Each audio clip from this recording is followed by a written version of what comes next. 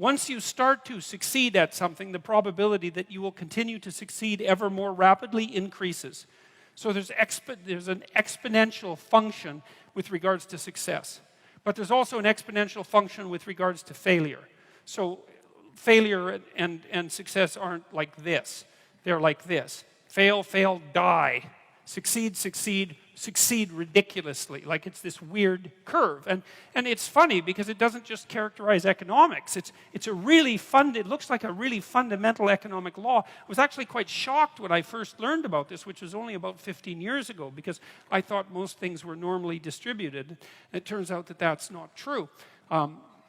What people produce creatively isn't normally distributed. A small proportion of people produce most of what's of value. It doesn't matter what it is. And you know this, it's like, how many books does Stephen King sell? It's like half the books, right? And then there's the next guy after Stephen King, and no one even knows who he is, and he sells like 1/10 as many books as Stephen King, and then there's author number 50, and out of the thousands and thousands of offers, and he's barely scraping by, and then there's the bottom 99.9%, and they can't make a living writing. And that's how it is, and it's the same with musicians. And it's the same with athletes. You know, if you look at number of goals scored, for example, in hockey, I'm a Canadian, so I'll use that, there's a small percentage of absolutely phenomenal hockey players, even in something as amazing as the National Hockey League or any professional sports league. You know, you have to be one hell of an athlete to make it in a professional sports league, and still you get this tiny group of superstars who are way better at it than anyone else. You know, and so there's this weird rule that as you get more, getting even more gets easier. And who knows why it is exactly? Partly it's practice, and it characterizes all sorts of situations. Like, it characterizes the size of planets. A small number of planets have almost all the mass. It characterizes stars the same way. It characterizes biomass in the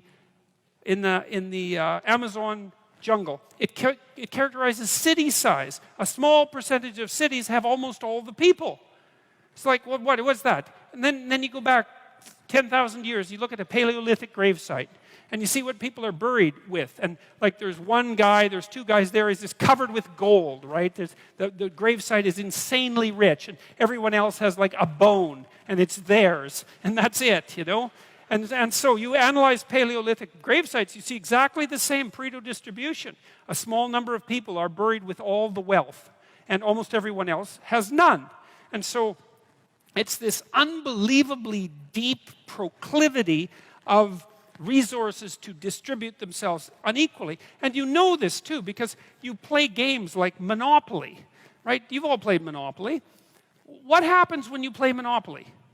You all start out equal, right? Exactly 100% equal, and you all have an equal chance of winning because it's basically a game of chance. Not entirely, because you can play stupidly, but you know, but you can only play so intelligently because you're at the mercy of the dice. And what happens inevitably is that some evil capitalist ends up with all the money and all the hotels and all the houses and just like takes you out.